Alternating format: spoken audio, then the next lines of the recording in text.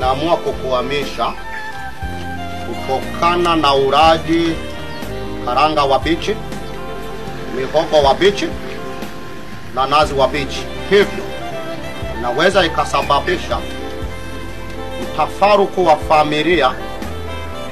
Wana nikanyaga keni wewe mama njerekera haya ndani. Mtafaruku wa familia, hivyo kusababisha ndoa na mtoto kuondoka kwa pamoja. Saini baba.